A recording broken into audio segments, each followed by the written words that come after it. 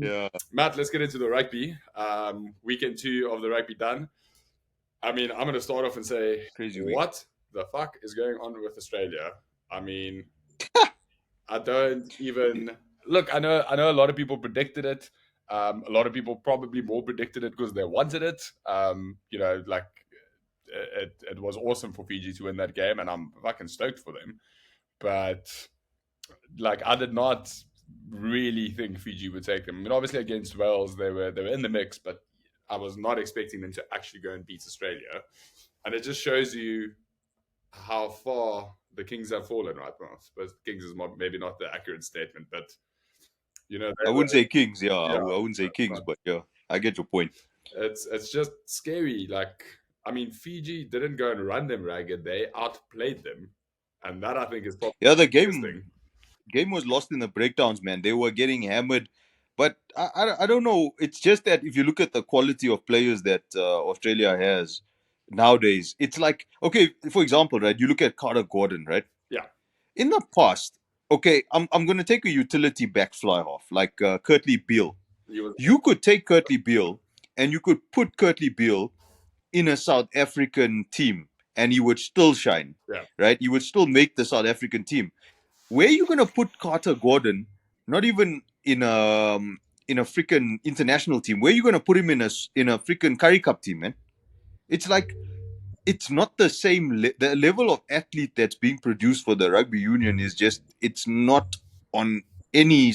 It's bad. It's like it's almost like I would say just one up from Romania. That's the level. yeah. No, I mean, it's scary because we're kind of talking about them as effectively a tier 2 nation, which is just not a conversation I ever thought I would have about Australian rugby, right? But they are just Yeah. nowhere. And then you go and you can argue and say, well, you've still got Korobeti there, you still got Karevi there, you still got Nick White there, which I mean, as individuals, they were solid players, but it actually, I suppose, just shows maybe how weak they were as individuals, and as a team they used to get it together. But wow, it was just.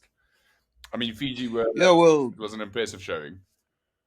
it was an impressive show, but I mean, look at it. We know anybody who's played rugby, they know a 15-man squad. I don't care if you got 3 stars in that team and the rest of them are shit. You're gonna lose then. Yeah, You every man needs to pull their weight from number 1 to number 15. They all need to pull their weight.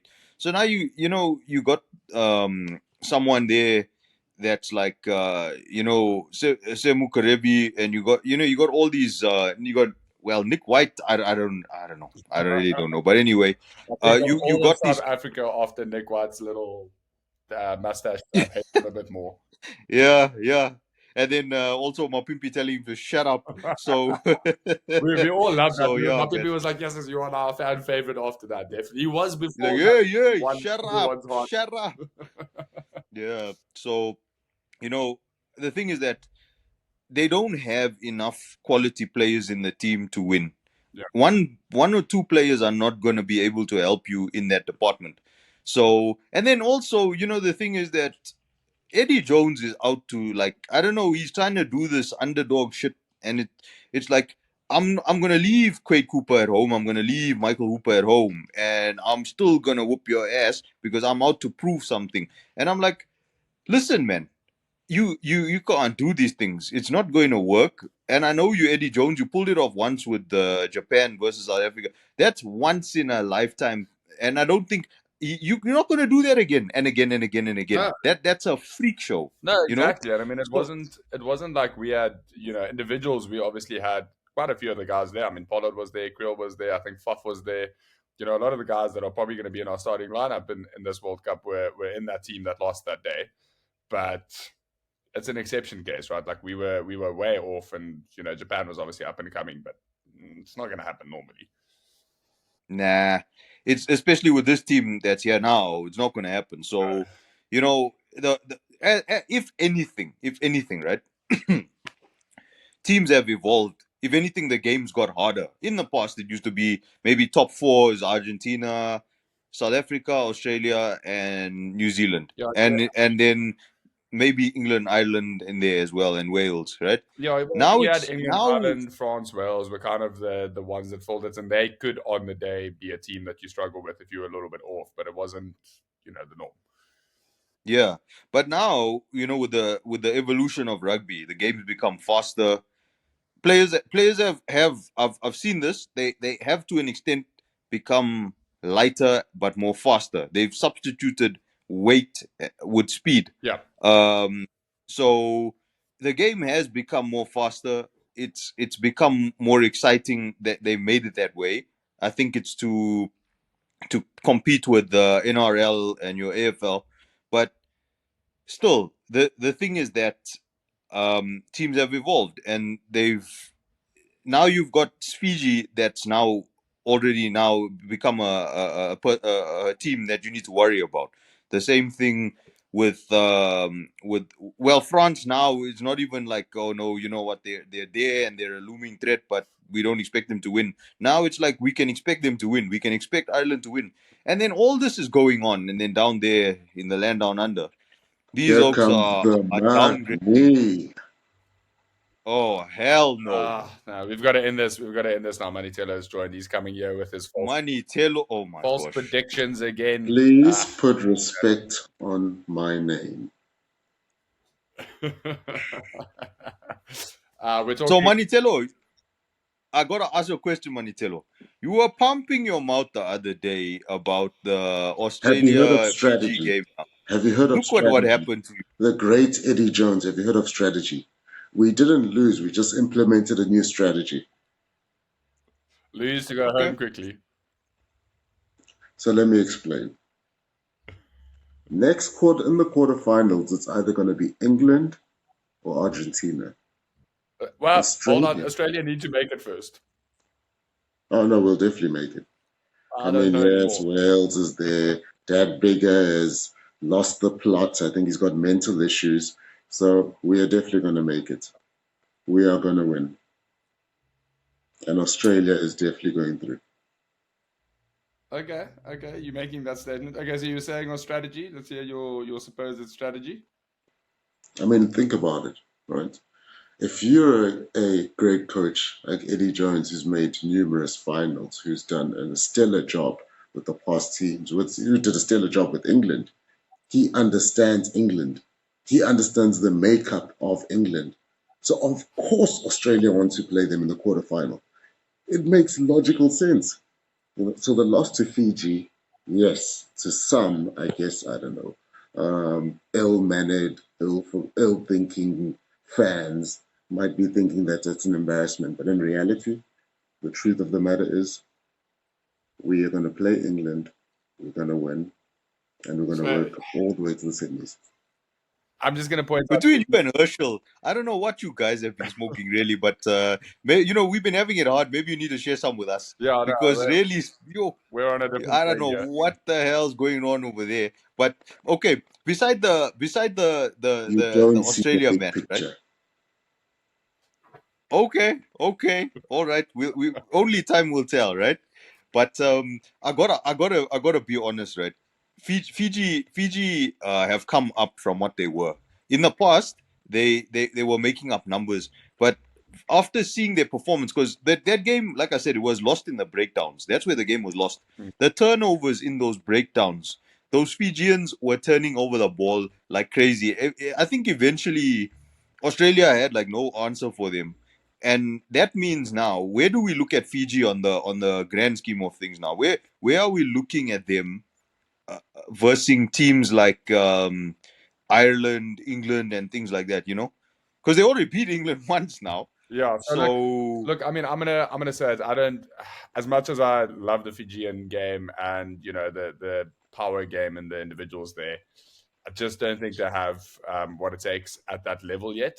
But it was good to see them play a bit more of a structured game against Australia. I think the damn interesting thing for me now is Pool C is wide open, right? You've got Wales sitting at the top. You've got Australia and Fiji both on 6 points.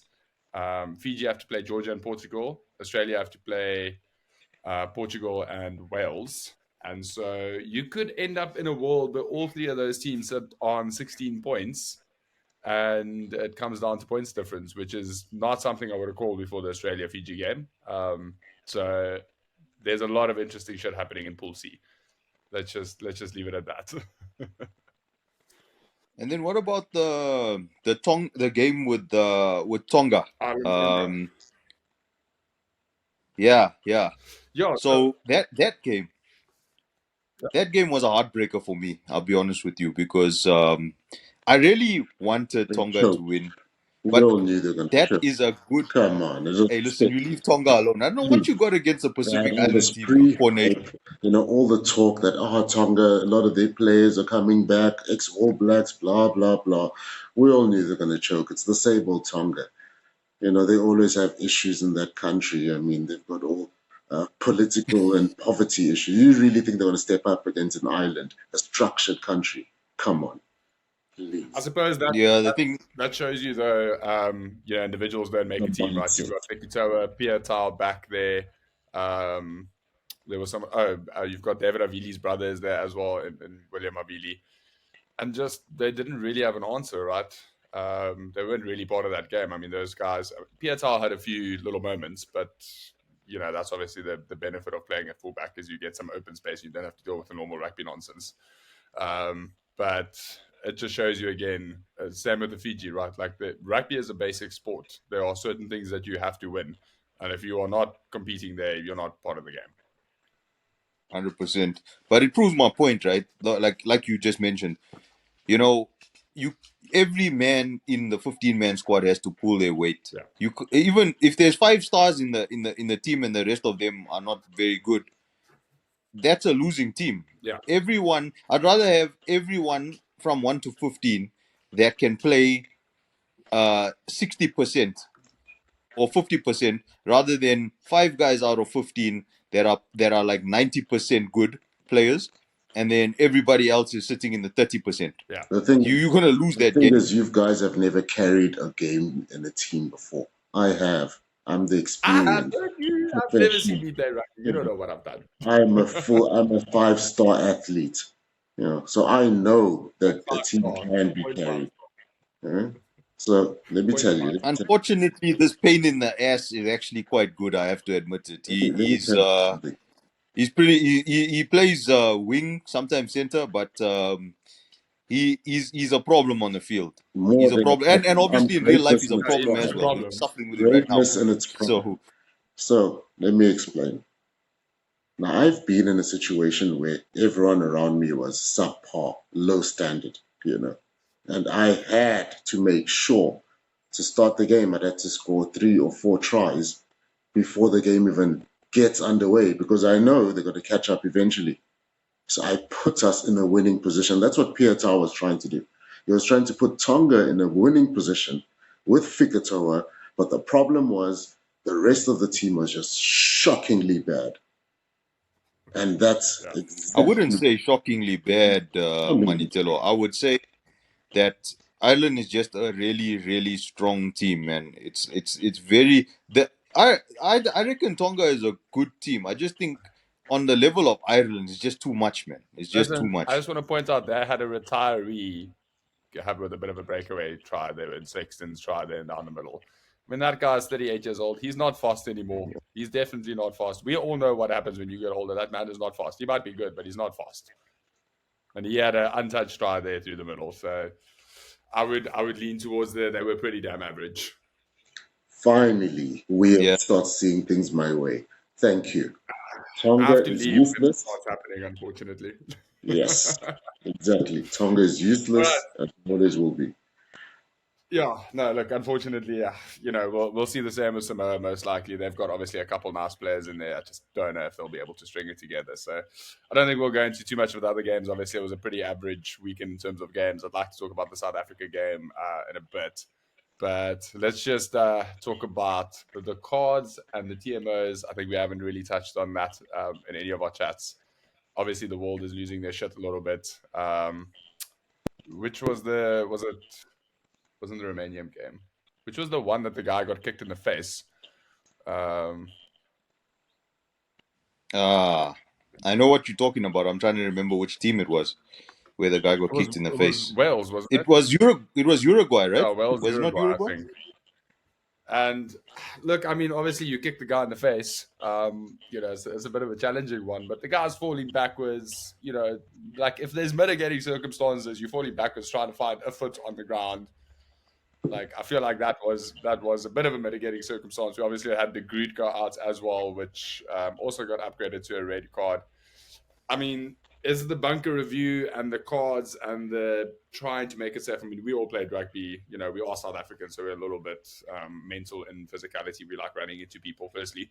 But is that what they're trying to do? Maybe just not a bit too fucking much. I mean, you like every collision is like a 50-50, whether it's a red card, right?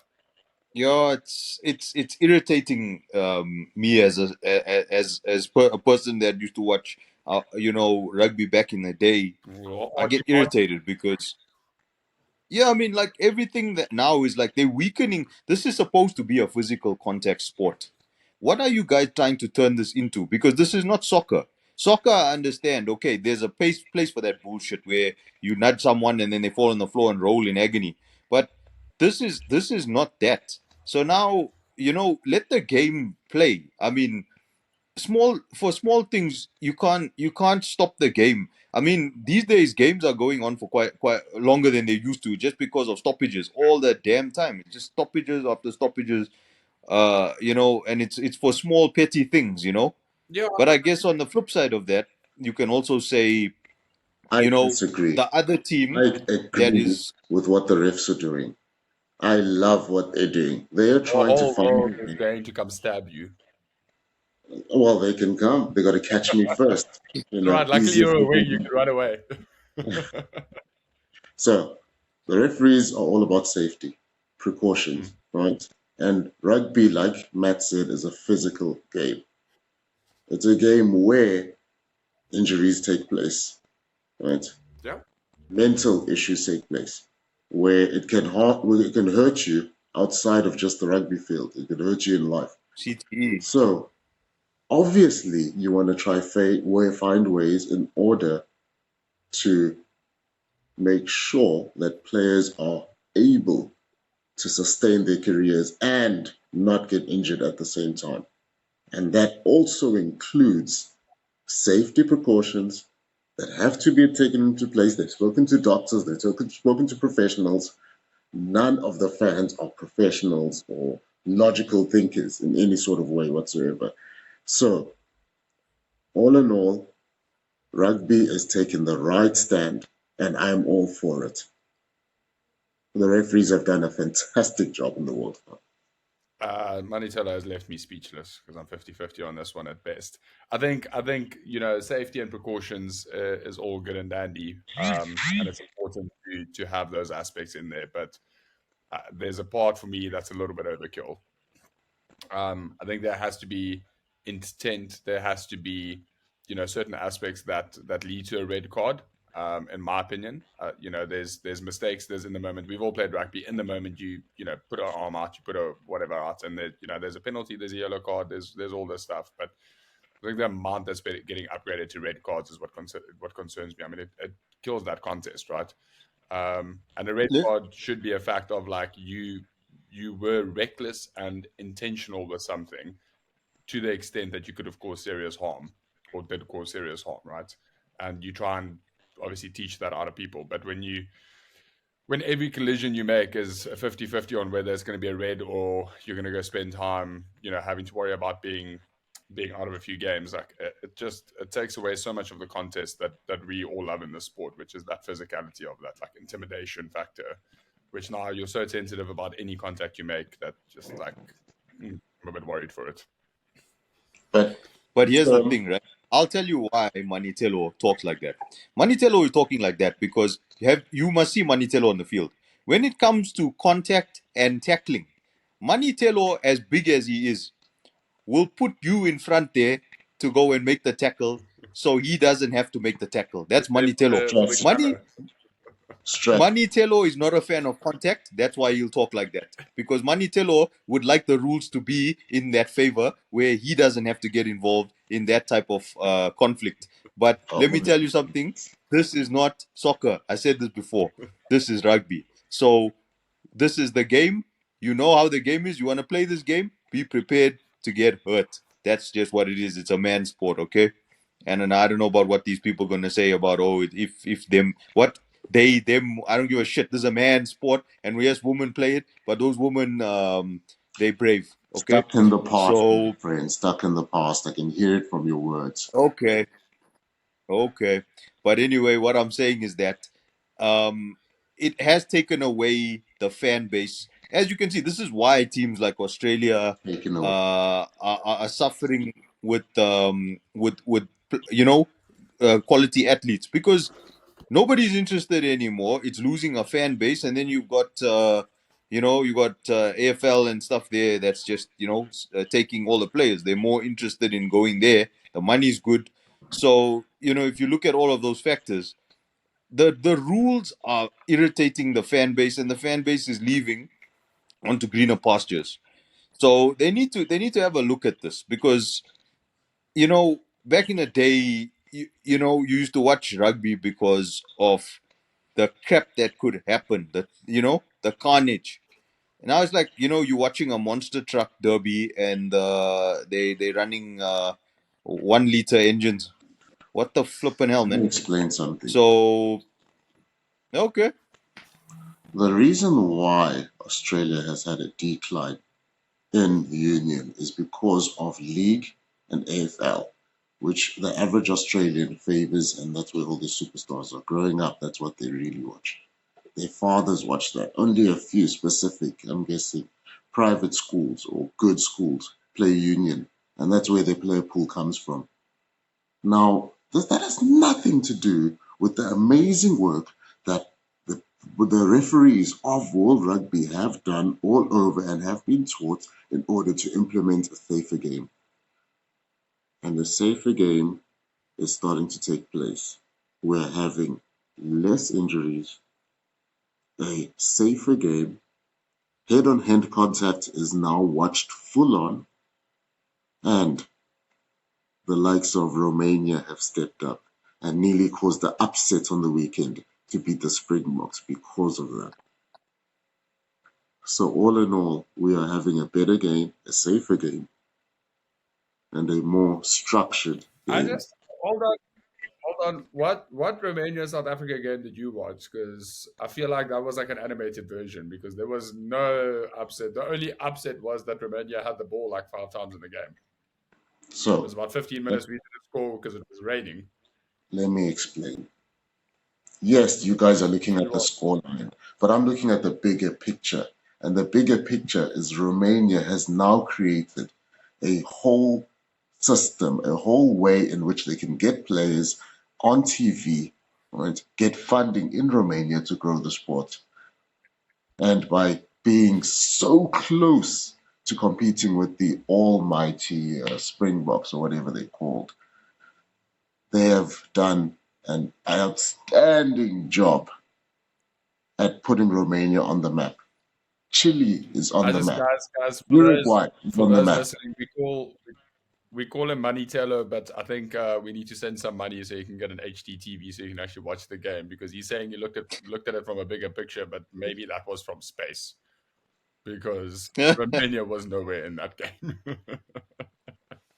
You know what he's talking about. By You, the time they build up all that funding and get players to come and join, we will all be old and gray, probably buried up in a coffin or something, because that's going to take ages. They not every coming anywhere system, anytime it'll soon. be I every can tell about you right system now. is it'll be about the hated. same time that comment might hit us in the 22nd century, which is 2182, which is when Romania will compete. So Every Yeah. we'll be system long is days hated. and Look at Georgia. Georgia had to start somewhere. Don't worry, yeah, we'll but see it's in the been next about year. 100 years for Georgia as well. I mean, it took Fiji 64 years to beat Australia again. That's double my age, so it's a minute away. Like I'm gonna be an old retired man when Romania is competing in any version of rugby. But all right, So let's Look, go on to another thing we haven't touched on is because look, South Africa looks all sharp now because they're playing weak ass teams at this point in time. But One week as team. was one week as team. One weakest team, right? One weakest team. Okay, fine, fair enough. Fucking love But it. we need to talk about the loss of Malcolm Marx. That's a talking point there. Wait, Look, Malcolm Marx, they looked good, and they pulled it off without him because of that. I'm not saying that they can't pull off games without Malcolm Marx, but let's be honest, it's a huge loss because Marx is that guy who jackals the ball. He like Malcolm Marx is on every breakdown. He will steal the ball. Possession wise for South Africa, it's a big loss because Upper average at Marx best. is that guy. Marx is average at best. I'm not a Springbok fan, but I'll be honest with you. Marx is not average, dude. Marx is one of those X factor players for South Africa. He's the one who gets the Replaceable. ball for them and gets them to attack. They attack because of Marx. Marx does everything defensive wise as well. He makes it a story for opposition teams to penetrate the defensive line because if you The if system you is like carried in between Marx perfection. the system. Hey, this MoneyThelo, him and Herschel, I need to get my hands on the stuff that they are smoking because that's the shit. That's stuff right there. But it's clearly just an oppressive system that's keeping Marks in there. yeah, but like, what do you guys think about the loss now? Okay, in terms of the grand scheme of things, yeah, we're looking at finals and semi-finals and stuff. Is Marks that important to South Africa? I've just said that players don't make the team. But in terms of Marks being a hooker, and then you're going to take almost like a flanker, and you put him there in the hooker position now. Is this if when you're scrumming against bigger teams? Do you see this affecting South Africa's game going forward with bigger teams? That's my question. MoneyThelo? Well, once a losing team, always a losing team. Where are they? Third in the world? They're third in the world for a reason. The Marks loss was expected. The way they play, like, I don't know, ruthless, aggressive, typical third world men trying to find a way out of a system. I'm not shocked that they're injured. They're True. way too physical for their own good. And that's exactly why Maybe the they'll get knocked physicality. out. Well, that's if they get through the group stages. They've still got Tonga. Good luck with that. So Mark's loss, Hold on, but my question. Yeah, yeah. a Mark's We listening? loss means nothing in the grand scheme of things. They're going the way that they were going Okay. to go, and that's out of the World Cup very soon. MoneyThelo is just trying to get us riled up. I'm gonna have to go take a run after this, and I literally cannot physically run, but I'm gonna have to figure it out because this is working on my nerves. MoneyThelo is upsetting all the South African All the fans South here. Africans are about to lose it. But okay, my opinion is, look, Pollard came in, which I think a lot of people have spoken about. He would probably be the first guy that comes in. Dion Fourie and Marco van Staden at hooker. I don't think our scrum is at risk too much. I think the other 7 guys will cover that reasonably well. The lineouts is a concern for me because let's be honest, Dion Fourie moved from hooker because he was cuck at the lineouts. And now, you've got Marco van Staden as the backup there. I don't know. I'm a huge Dion Fourie fan, much like I was with Skulkbloods being, a little last one song and everything. I just don't know if they're going to be able to bring it back. I think for me, the big thing is it changes the potential selections strategy a little bit, where before you'd go, look, Marks would cover potentially a bit of the stealing. You might have Dwayne Vermeulen kind of edging ahead now to be selected because he does bring a bit of that factor into the game. So I don't think it puts us at major risk, irrespective of what this little cracker over there, MoneyThelo, says. Okay. I think Well, I'm I think gonna. if you look at the weekend as well, we played scrum offs, a bunch of people out of position, and there was just nothing. I mean, Romania went and scored within the first couple of minutes against Ireland, and they could do absolutely nothing against us from a scoreboard perspective. Okay. Well, that could be true. I'm gonna hone in on it, and I'm gonna give my piece, what I think. So Marx's loss. The thing is that the way I look at it, because I'm not a forward. MoneyThelo's not a forward, right? But we have friends that play provincial rugby, and we talk to them, and they are forwards. So they tell us how specialized these positions are, the funny things and techniques that they have inside those scrums the weird things that they do to gain the advantage. And it all comes, what we figured is that it all comes down to experience. It's just, I mean, like some people will like bind on the damn tit and irritate the shit out of the opposition, and then they like pull the tit down, and then it like messes up the whole game. That's like one strategy, but they have a lot. They like push their head up into the chest and stuff, weird things, and they tickle here and weird shit. Anyway, it's down to experience. Yeah. Now you get someone who's not a hooker coming into play, hooker, and then you got a hooker that knows how to manipulate these things. It kind of it can mess things up. Another thing, like you mentioned, lineouts. Now I'm thinking Marx is there, and other coaches, since they're more analytical than we are, they've picked this up definitely, without a doubt. They picked up that these guys can't throw. So now my strategy would change to, now let's kick for the 22, let's kick for the 10, and let's get some lineouts in that we can win, because now he's gonna throw weird. We can jump in, and we're gaining great advantage out of this because we don't have to do much now. We kick the ball, we walk up to their half, and then yeah, we just attack them from right outside their try line. Wouldn't because of the fact that they can't throw a line out ball, it kind of looks to me that it does make up a loss. Is it significant? I don't think it's significant, but definitely without a doubt, Marx is a loss. It's much like the goal kicking, right? It changes your game a little bit. You have a 90% goal kicker. You're gonna go for the poles anywhere in the half. You're gonna be like, I'm taking the 3 points in a knockout game. You get a 50% line out thrower. You're gonna reevaluate whether you're gonna take the corner kick for the maul because you might not win it. You worry a little bit about defensive lineouts, right? I mean, it does. It adds a factor to it. It absolutely does. The question is, can you know we what? adapt to it? We forget they've got Bongi. They still got Bongi. They still got Bongi, and Bongi better keep his shit together, man. Someone better leave his nipples alone in the scrum because we need him to survive. And that man's probably got big nipples now. Leave him alone. There's two types of hookers: elusive hookers and There's stable. more than two types, but in rugby, there's two types. Well, I know Matt has paid for quite a few of them, but let's not get onto that conversation. So, there's two types of hookers. They're stable and elusive. Furi was put in because one, he's elusive, and two, he's amazing on the ground, which makes sense from a grand scheme of things. Because the Springboks, or what do you guys call them, Bokker, or some useless name that it makes no sense. Bok, come on. Anyway, the Springboks need that elusive type of player. They need a player that's going to be slowing the ball down in the rucks, competing for every ball, replacing Marx at doing what he does. And Deon Fourie is the logical option. But is it the best option? Not at all. When you've got a player like a Joseph Dweba, who they left out completely, who should have been brought up instead of this third-rate, couldn't make the World Cup squad, ex-World Cup winner, Andre Pollard, useless kicker, useless fly-half at best. He's more of a centre than a fly-half.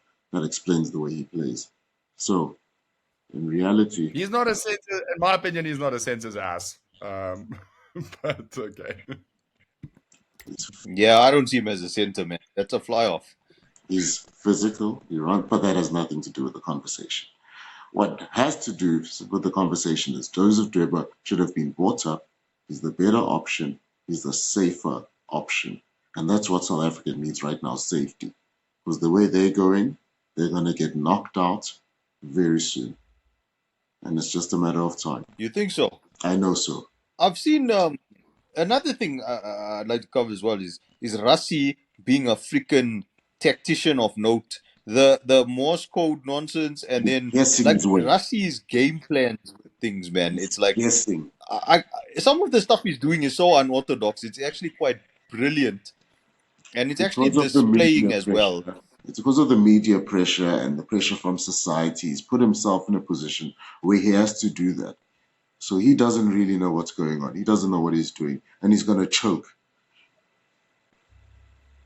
Well, look, so far so good. You can't say it hasn't been working. Against And Romania. okay, no, not. What about Scotland? What about Scotland? To be fair, it was What about Scotland. Scotland Scotland? was So, It was Scotland. 6-3. so let me say something, right? So I feel like Rassi's passion compared to other coaches is far above, because Rassi is going the extra He mile gets to paid. figure out things. And what? Hey, these are It's his international job. coaches. They're earning currency. South Africa's got one of the lowest currencies in the whole. What do you call it? In the whole World Cup. Yeah, you can only So afford a Brannas here in South Africa, anyways. A Ricky Low. yeah, man is. But him, between him and Jacques Nienaber, I mean, the stuff that they come up with, and what I find very funny is when the press ask them about it. It's like, naughty children that stole a sweet or something. It's like, no, I don't know what you're talking about. I don't know. Like, what was those lights about? No, those lights were not even for. It was for something, but everybody knows Medical what the calls. light. We don't know what it's for. Those thieves will get It's caught brilliant. out on their game. It's just a matter of time before they will get caught. I We just all know wanna what they we all said this about Eddie Jones for years, right? He's a brilliant tactician and everything, and now we're all like, oh, maybe Eddie's lost it. So maybe we're just on the watching the part of Russia and but just lose it slowly but surely. They're actually just going crazy. I don't think I don't think Eddie's lost it. I just think Eddie is one of those. He's like a businessman. What Eddie does is, okay, obviously no risk, no reward, right? Have you watched Eddie him is in the media conferences? He doesn't answer any no, questions. but He's talking about being a pundit. Like, I would not invite him on this show as a pundit. yeah, no, no, Eddie We is need like that money. He has to be on the show. He sells. the thing with Eddie is that he takes big risk, big reward, and the thing with big risk, big reward is it doesn't always pay off. Eddie has been famed when his big risk, big reward thing goes well. He's famed for the right reasons, and everyone praises him. But when it doesn't work out, people start throwing their toys out the court. Because I know, People as much throw as toys out for everything. well, they say a lot of Australia is not interested in the union anymore. I've seen a couple of fans crying and kicking and screaming and throwing things because they're really upset with Eddie Jones and they want him fired. So Eddie is a good coach, but for me, it's like he plays a very extreme. It's two opposite sides of the spectrum. It's like when Eddie is good, he's good, and when Eddie is bad, he's just bad.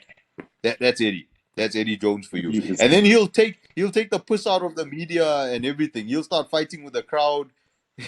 I love the passion of Eddie Jones, man. He gets angry. He'll be like, listen, I saw the one. He's like, I can see some fans over there, and they're just talking nonsense, and I don't like it. I'm gonna go and have a word with them after I'm done talking to you. No, they can't say things like that. Eddie is like, yes, he's a character. Like he's a short little guy. But yeah, 10 foot tall in spirit. Eddie Jones. See, MoneyThelo wants to say something. Say it, man. Eddie Jones is the greatest coach that's ever lived, and everyone knows that. People Guys, are you heard it here insulting. first. People are always insulting the best. People are always judging the best. He is the Tiger Woods of rugby coaching. He's accomplished things I that just want not to point many out people.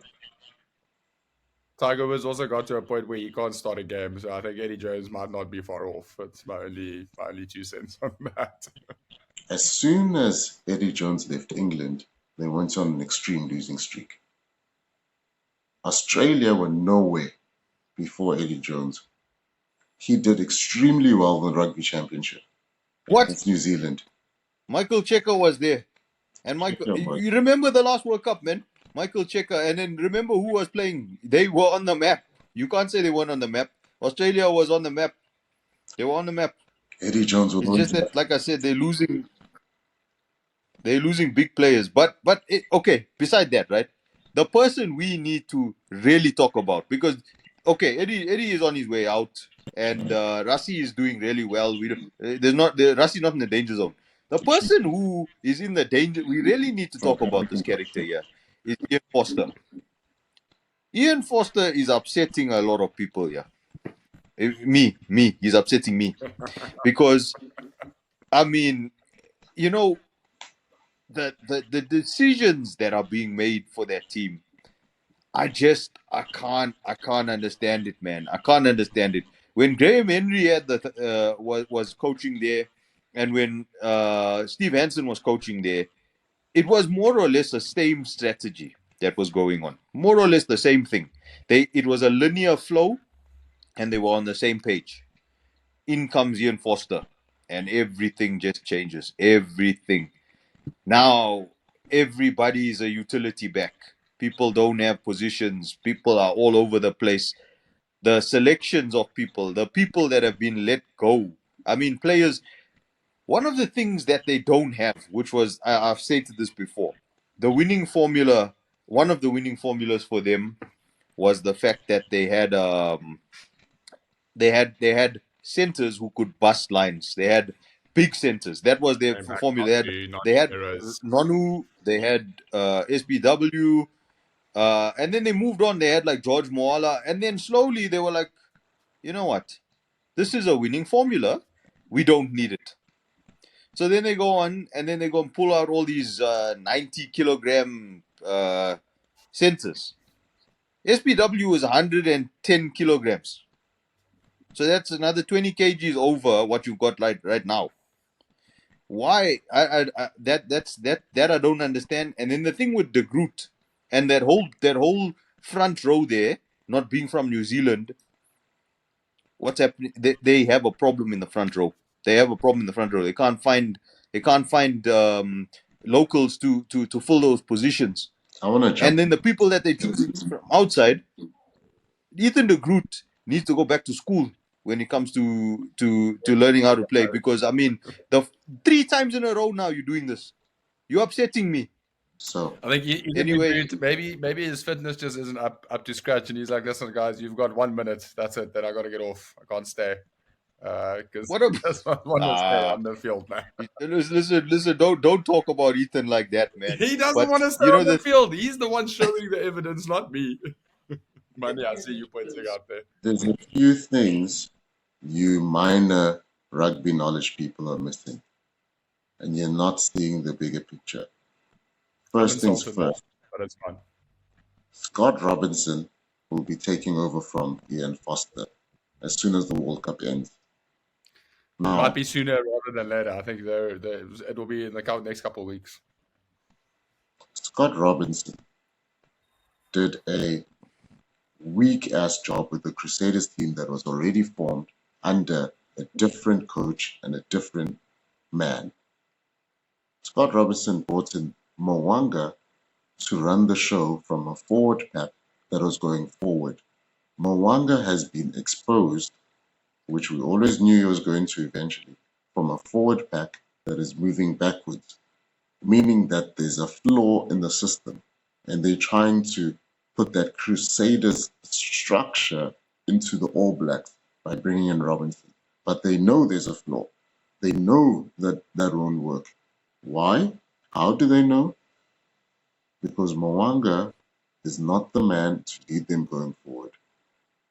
Jason Ryan, who they brought in as the forward coach from the Crusaders, has shown that he's brought in Ethan de Groot and done a horrible job with that forward pack.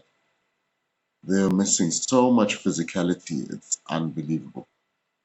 And it's just a matter of time until the All Black structure wakes up and realizes that they're going to need a new coach, a new system, or bring in someone from, I don't know, let's say a Georgia. I'm sure they would Don't fix be that don't be system. don't be surprised if old Rassie ends up at New Zealand because there's talks of him going. He's saying it's not Ireland and New Zealand are in trouble. They are in trouble. They need a bit of physicality and maybe they need some red lights, early red lights, because it's all just downhill in their current environment. Well, look, that opens up a topic for other things. We can talk about, okay, the lack of forwards, and a lot of people are saying it's because NRL is taking away the fan base. UFC is taking away the fan base, and then like kids are not interested in, and then also with the fact that kids nowadays just stay indoors, they don't really play outside, they don't want to, they want to play video games That, and that's all a of that. whole different podcast that needs to happen. Yeah, we won't even get into that. But like what I'm saying is that it seems like the amount of volunteers in New Zealand for rugby, it seems like it's starting to go down. And then the other thing is that, you know, in terms of the forwards, is this now open? Even in Australia, this goes for New Zealand and Australia. I would hate to say this about New Zealand taking on players from overseas, but it's not like they haven't been doing that already. I mean, That's literally Pacific Islanders have been. that has always been their DNA. There's like we'll have 20% New Zealanders and a bunch of other people. Yeah, so I can't Colonize I it. can't fault that. It seems like South Africa is the only pure line of or that produce just South. It's a purely South African team. So coming back to it, I'm thinking, is this now opening the gates for South African players who don't make the box to maybe go to Australia and New Zealand and play there? I think more they have more of a problem in the forward pack. So it's more forwards that would go there for New Zealand. I'm saying Australia, they can replace the whole freaking Australia with the South Africans There's a because bunch of I don't South know what's Africans going on over there, already. but it's opening the door for a lot of careers, rugby careers for South African players. I think for South African kids to go there. It's because Ethan de Groot is not from New Zealand, Samisoni Takiaho is not from New Zealand, and Lomax is also not from New Zealand. So there's place for these people. It's just the other thing that you need to worry about is cultural differences. Will they get along? Because it's not only about how you play; it's about, can the team associate with you Listen, in a healthy way I'm gonna where you guys understand each other. yeah, So I'm gonna just call that out. I mean, if you look at the South African makeup, that is a big thing about the coach and the leaders in that team. Then that boils down to that. Because if you look at South Africa, yes, we're all from South Africa, but the cultures are hugely different. yeah, well, look, the culture, yeah, the South They're Africa is different. actually, Don't try you got a point. me. Yeah, no, you can't argue with that, uh, because let's be honest, when it comes to rugby, that's the only time South Africans agree. For that 80 minutes, they'll agree, yeah. and then after that, they go back to their old ways. Yeah, there we go. So Listen, no, for you talk to me. I'm going to my pub. You go to your pub. We support the game, and then you tuck. you know what I'm saying. So you know what? Call a spade a spade. Let's be honest, right? That's just, it is what it is. So this is how it is. So I guess, yeah. But if you look at that South African team, they've managed to become like brothers. If you look at what happens backstage with all of them, I mean, they are very close unit, and I know like Kolisi, everybody knows like Kolisi and it's a bit are very very close. They're good friends. You every like my Pimpy is they I remember this one story where they said, my Pimpy, when they had the last box shirt where they had the all the pictures of the players and their family in the numbers, and my Pimpy was he only came with his picture, and the guys were like, Pimpy, you're so self-centered. You only brought your picture. And then he said, no, it's not that. It's just, I don't have anybody else. And everyone in that Springbok team, like, said, fine, we'll be your family, Yeah. if you don't have family, we'll be your family. And they close. They're 15, they're 23-man squad, but they like brothers, so to speak. And it's not, Let me explain. it's weird. I want to add on to this. South Africa is a segregated country. The more segregated True. we are, the better. This whole new slogan that they brought in, stronger together, makes no sense. Doesn't even work. They're not stronger together. They're weaker together. And that's how they've been playing this whole World Cup. You know, the players of African, Caucasian descent in those teams should not be getting along. They should not be mixing at all. They should be separated and they should be stick to their South African natural roots. MoneyThelo, listen, you are calling them out to bond together and come and beat you up. You're going to be the next squad. You're going to be the next Romania for South Africa. They're going to put just you on the other side.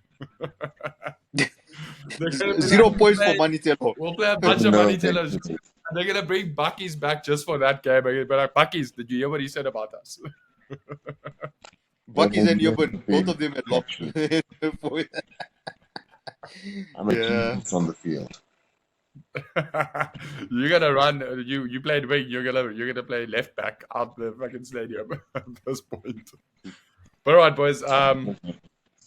We've got a hell of a game this weekend. Ireland, South Africa. We're not going to talk about that. We'll do that in another one. We'll talk about the predictions and the squads.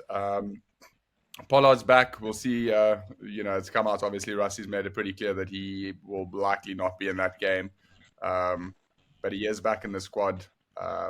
And where this is really our last big test before the knockout stages. So I'm excited for that. Matt, MoneyThelo, closing comments.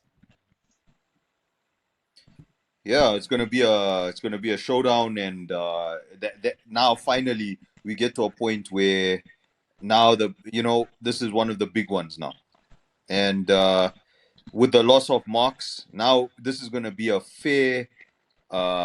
It's going to be a nice way for us to now determine and see if what we all said about Marx's loss is true or not. Is it a big thing, or are they able to nip this in the bud and move on? So yeah, let's check it out. It's going to be awesome. Can't wait to see it. And yeah, as with all things, only time will tell.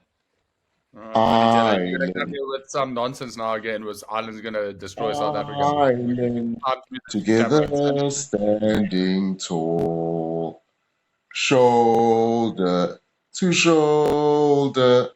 They're gonna have no shoulders left after this game. Johnny Sexton's gonna have a dislocated shoulder. Flippin', you name it. Van der Fleer is gonna be player of the tournament because it'll be the end of his career. See what he did to Tonga. So the same thing's going to happen to South Africa. But it's Tonga.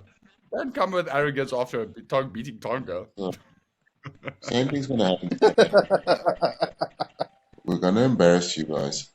It's going to be, I don't know, let's see.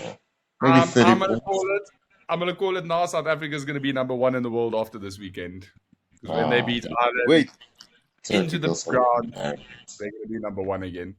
When will they learn? When will they learn?